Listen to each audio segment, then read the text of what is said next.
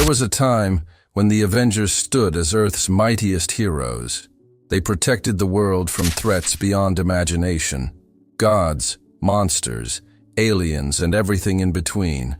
Time and again, they defied the odds, stood against the impossible, and emerged victorious. But what happens when the greatest threat doesn't come from an alien invasion, a mystical force, or a mad titan, but from within?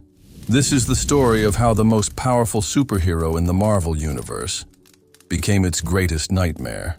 It began with a man named Norman Osborn, a name the world once associated with chaos, terror, and madness. The same Norman Osborn who once donned a twisted, grinning mask and tormented Spider-Man as the Green Goblin. But those days were behind him. At least, that's what the world believed. Osborn had done the unthinkable.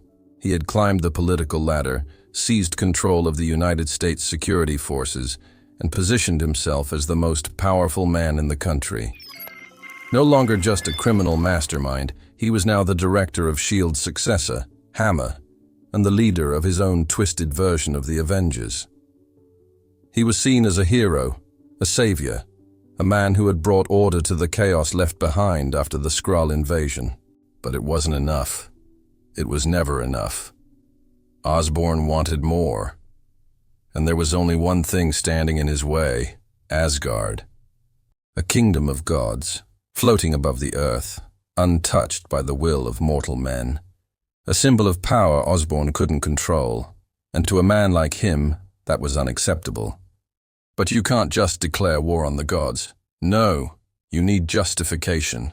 A spark to ignite the flames of battle.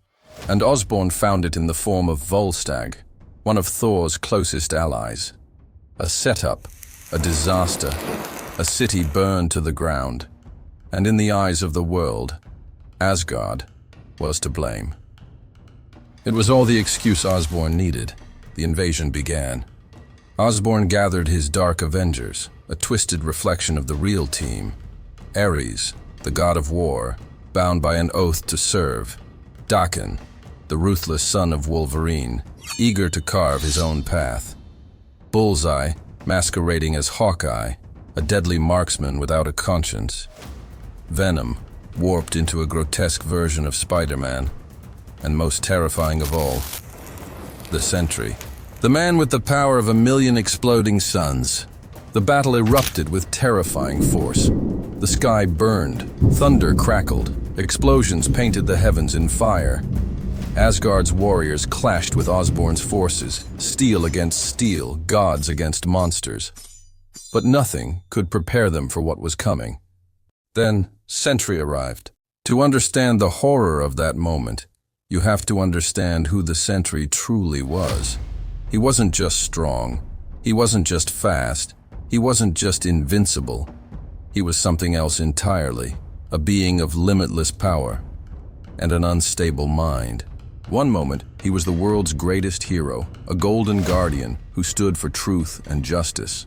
The next, he was something far worse, a force of destruction so absolute, so unstoppable, that the Avengers had once erased him from history just to contain him. The Void, an entity of chaos and annihilation, lurking within the Sentry's very soul. And now, there was nothing left to hold it back. The gods of Asgard fought bravely. They had defended their realm from frost giants, from Ragnarok itself. But against the Sentry, they never stood a chance. Stone, steel, flesh, it all crumbled in his grasp. His power was absolute, his fury unrelenting.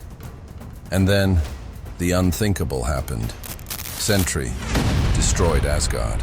Not just defeated it, not just conquered it. He ripped it from the sky. He tore it apart with his bare hands.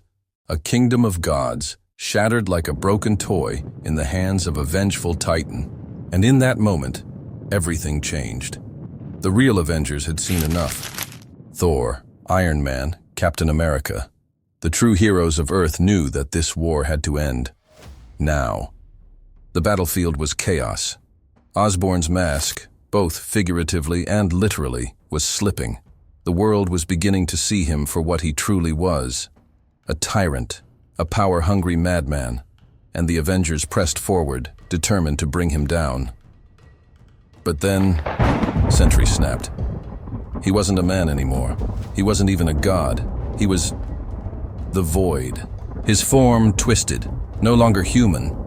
His voice became something otherworldly, a sound that sent shivers through even the bravest of warriors. The ground trembled beneath him. The sky darkened. And in that moment, everyone, heroes, villains, gods, understood one thing. This wasn't a battle anymore. This was survival. Thor tried to reason with him, but you don't reason with the Void. You don't bargain with destruction. You don't plead with annihilation. There was only one choice left. Thor, the god of thunder, raised Mjolnir high. Power surged through him, divine energy crackling in the storm, and with all his might, he struck.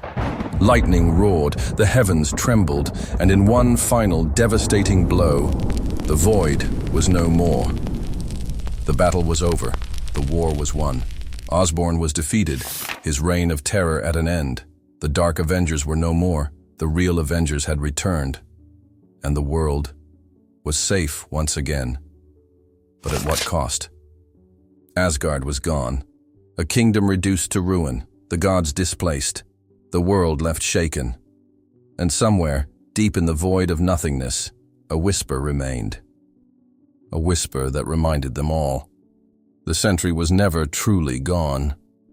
One day, he would return, and when he did, the world would tremble once more. Next time we talk about what came after. Because if you thought this was the end, you haven't seen anything yet.